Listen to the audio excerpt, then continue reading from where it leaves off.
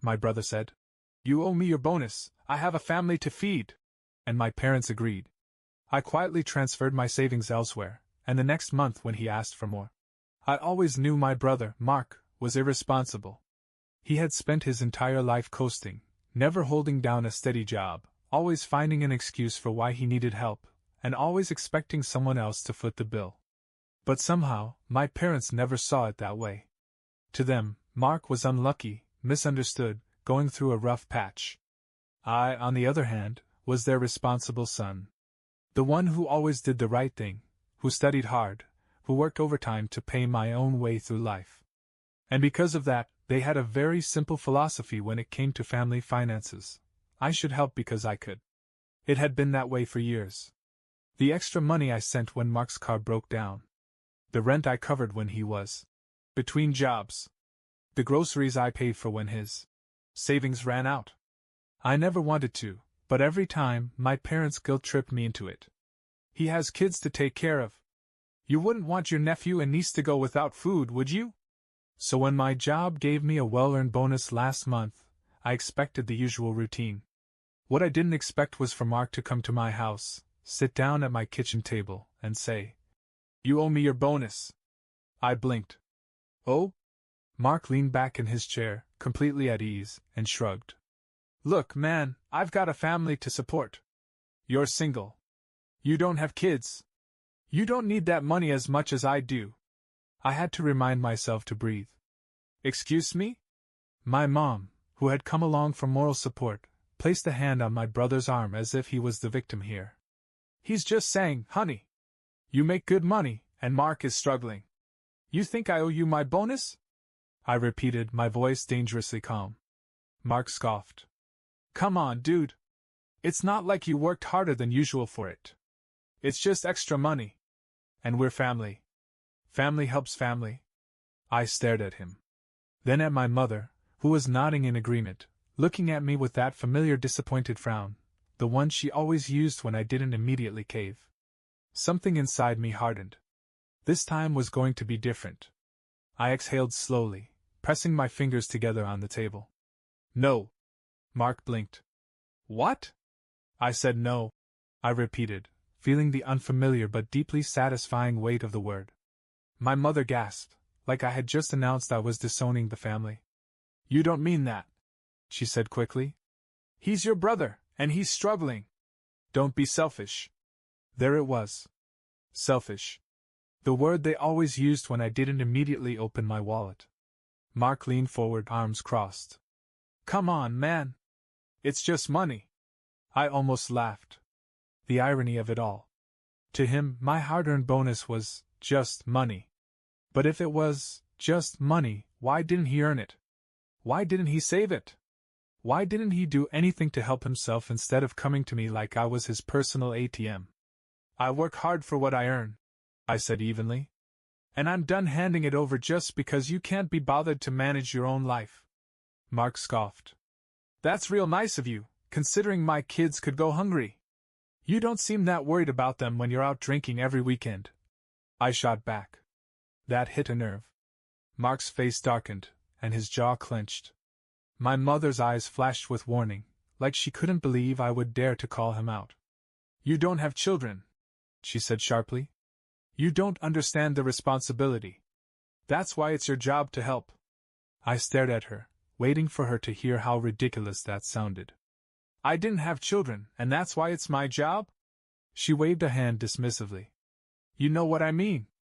It's easier for you. You have extra money." I gritted my teeth. "You mean my money? The money I earned.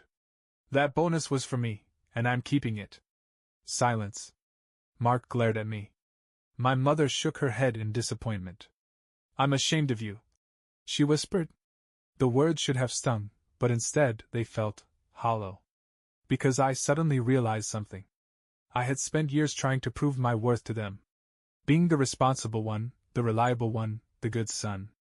And it didn't matter. None of it mattered. They didn't respect me for it. They didn't appreciate it. They just expected it. I stood up. "Well, that's unfortunate," I said, grabbing their coats from the chair and handing them over. "Because I'm not changing my mind.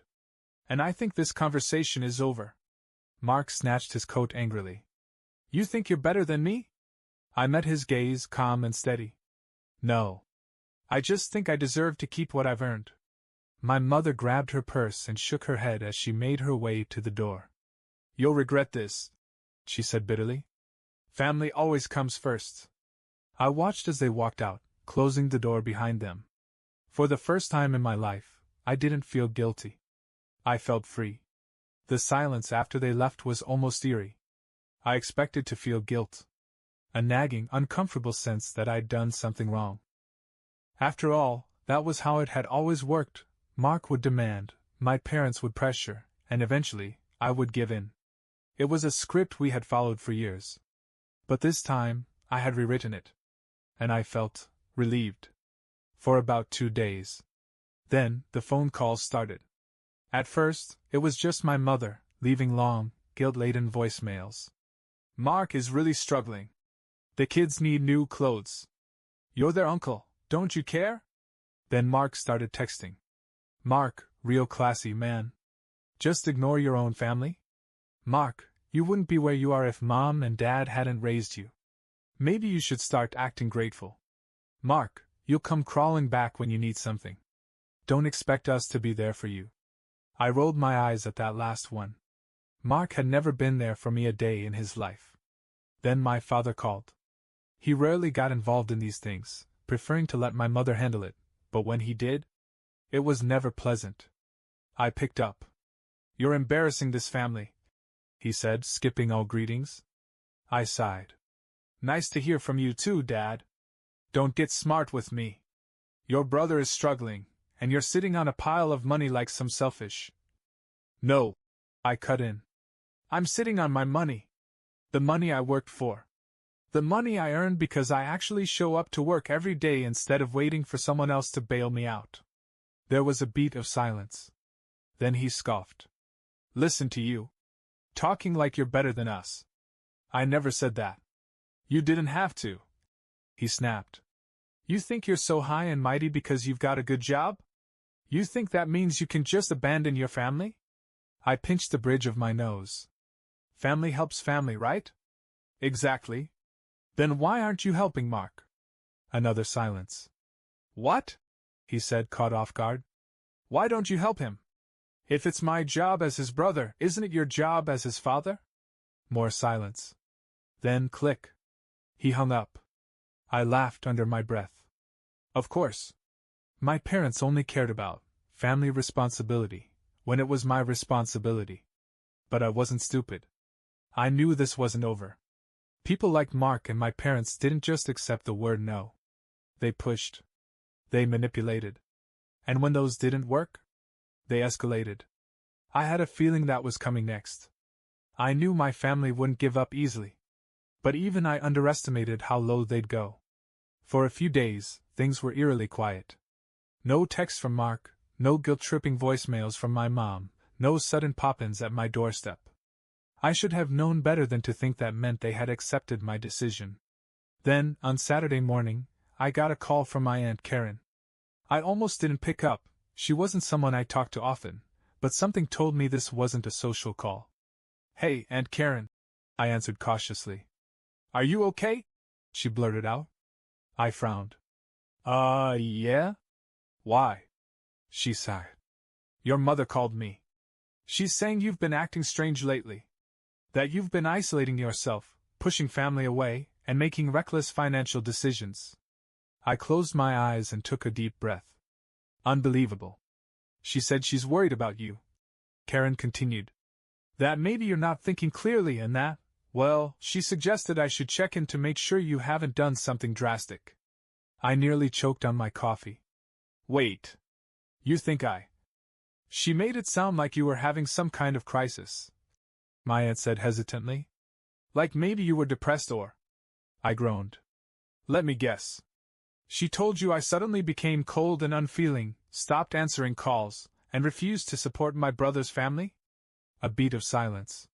So she did lie, Karen muttered. Yep. I could almost hear my aunt rolling her eyes. That woman. I knew something didn't sound right. I told her you probably just set boundaries for once. I chuckled. And how did she react to that?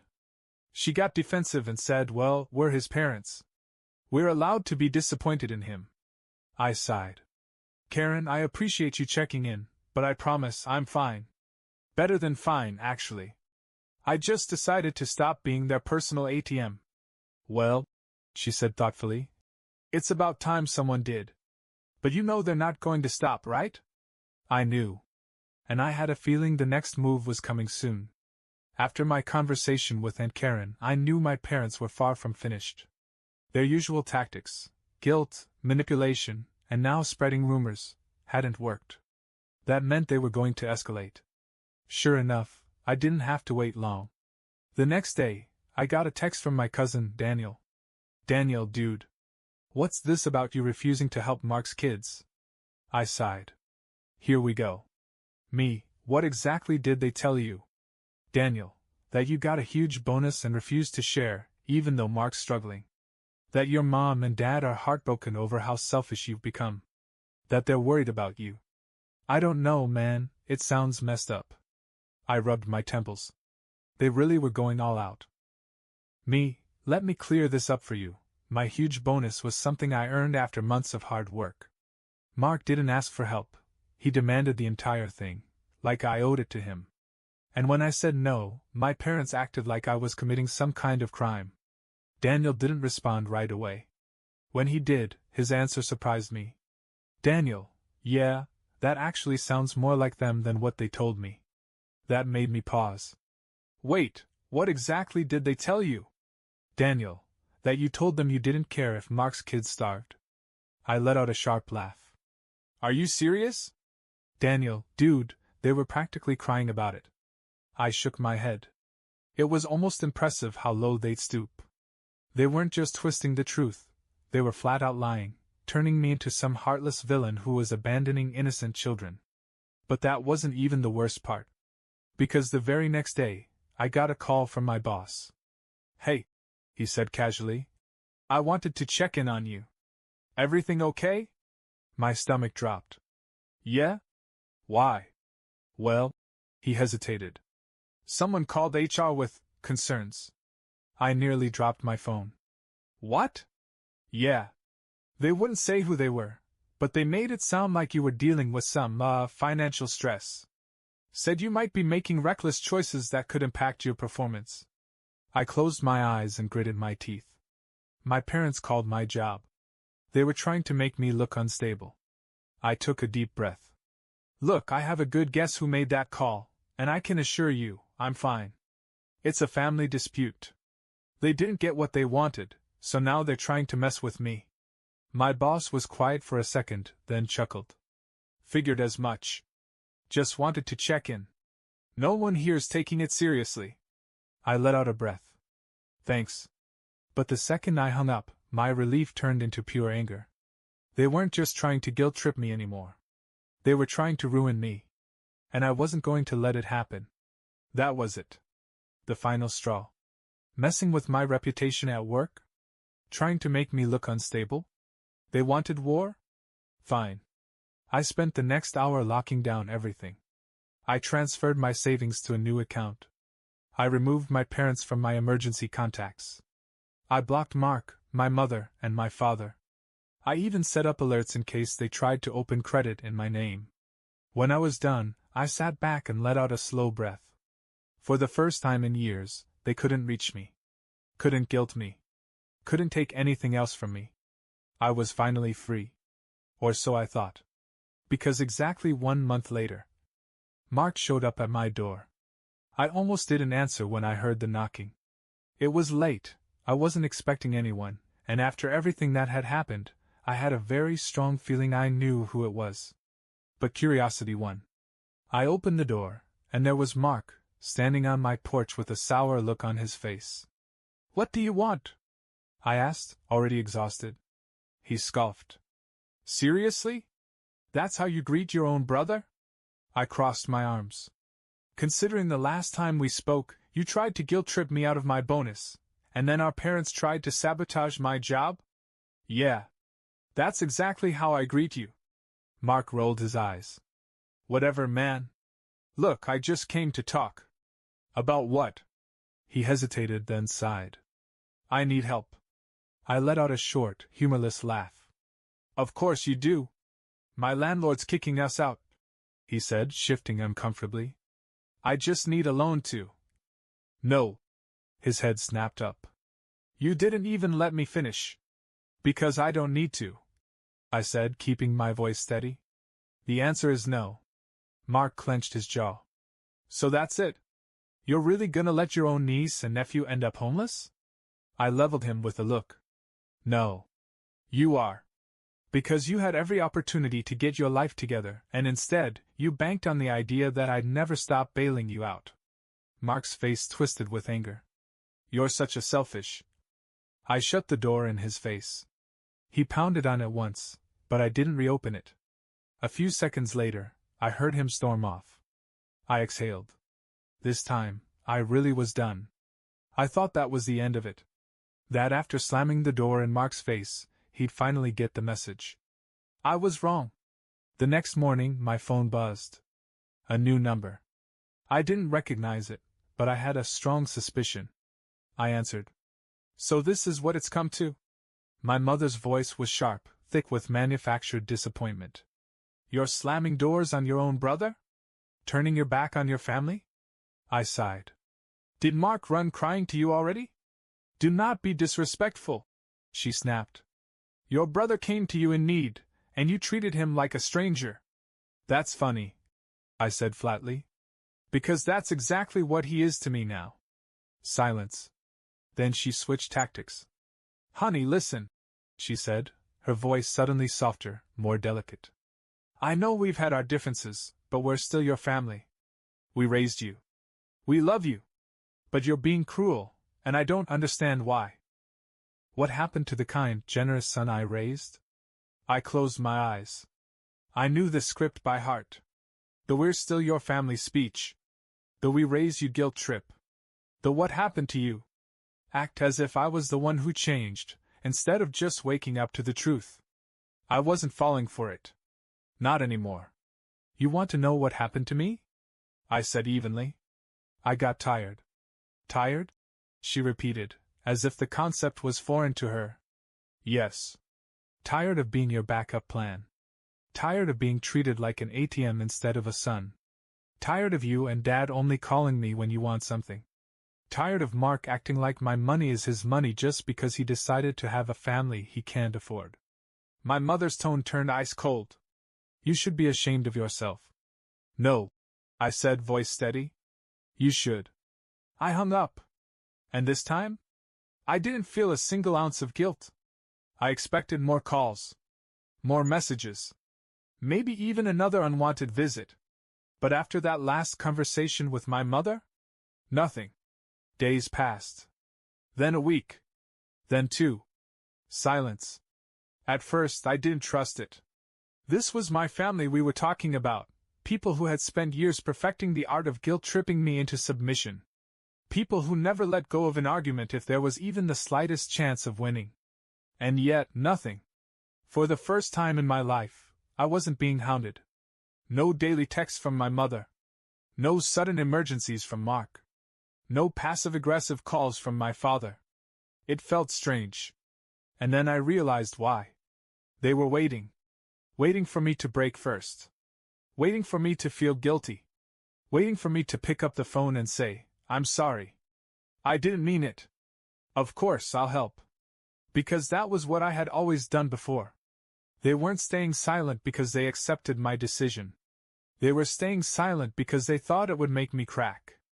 But this time I didn't. Instead, I focused on my life. For the first time in years, my paycheck lasted the whole month. I bought things for myself without feeling guilty. I started planning a vacation, one I wouldn't have to cancel because someone in my family needed the money more. And the craziest part? I felt lighter.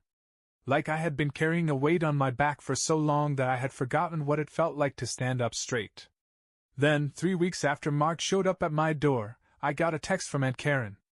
Aunt Karen, haven't heard from you in a while. How are you holding up? I smiled. Karen was one of the few people in my family who actually listened, who had never once tried to pressure me into giving up my boundaries. Me, honestly? Pretty good. Aunt Karen, glad to hear it.